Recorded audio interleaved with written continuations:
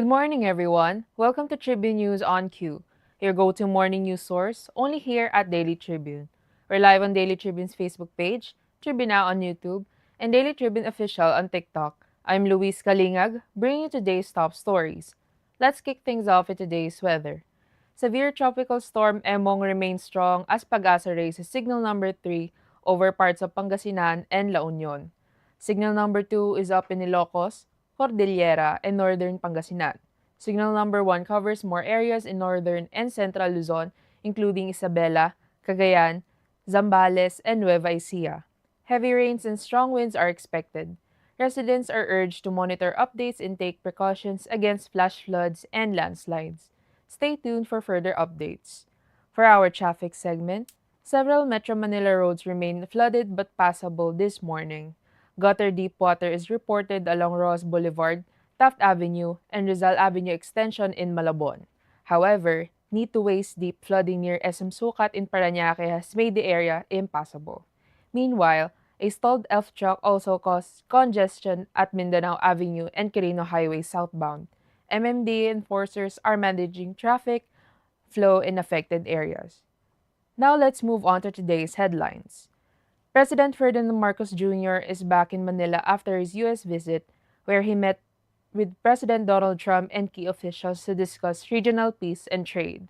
Marcos defended the 1% cut in U.S. tariffs on Philippine exports, calling it a significant boost to competitiveness. He also announced plans to lift tariffs on American cars and increase imports of U.S. medicine, wheat, and soy products.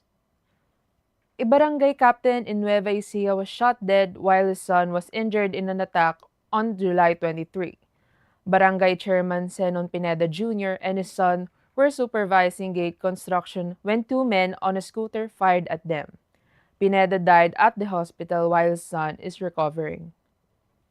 House Speaker Martin Romualdez supports a review of the free tuition law following a 39% dropout rate in state universities. The probe seeks to find out why many students still leave school despite free tuition. Key reasons include financial strain, the need to work, and student disengagement. For our international news, the International Court of Justice ruled that states have a legal duty to fight climate change under international law. Failure to do so could lead to reparations. While not binding, the advisory opinion adds pressure on major emitters.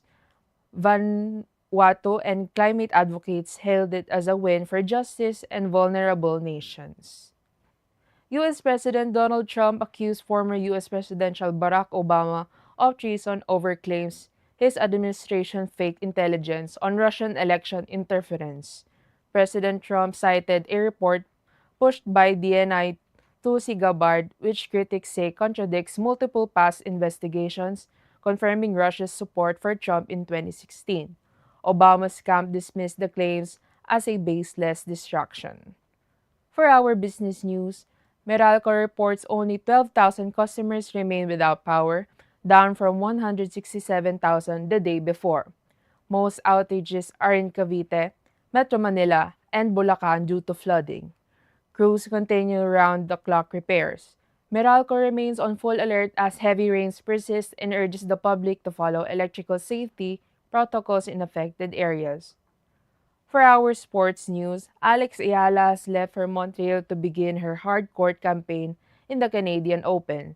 The 20-year-old tennis ace will face top WTA players as she prepares for the US Open next month.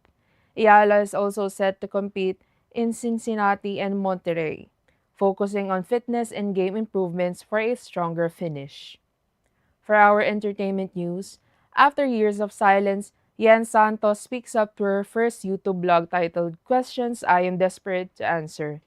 The actress opens up about her past relationship, admitting her mistakes and offering a sincere apology. With raw emotion and no script, Yen shares her truth and takes accountability, signaling a personal reset and a new beginning on her own terms. Now a quick look to today's horoscope. Pisces, today encourages emotional clarity. You may feel extra sensitive, but trust your intuition. A heartfelt conversation could bring healing. Avoid overthinking and focus on what brings peace. Creativity flows easily now. Channel it into something meaningful and fulfilling.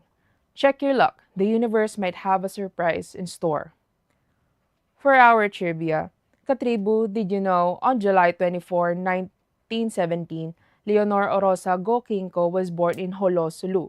She became a pioneering figure in Philippine arts as a dancer, choreographer, and writer.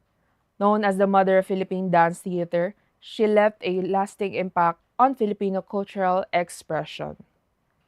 For our viral video, a heartwarming video of a dog plowing a field is melting hearts online, with over 8 million views and 1.8 million likes. In the clip, the adorable pup mimics a farmer's movements, digging to the soil as if lending a paw. Netizens are loving it, leaving comments like helping via Bluetooth. Maybe it's his first day, and what would they do without him? That's all for now. Join us again at noon for more updates. I'm Louise Kalingag, and this has been Tribune News on Q. Have a great morning.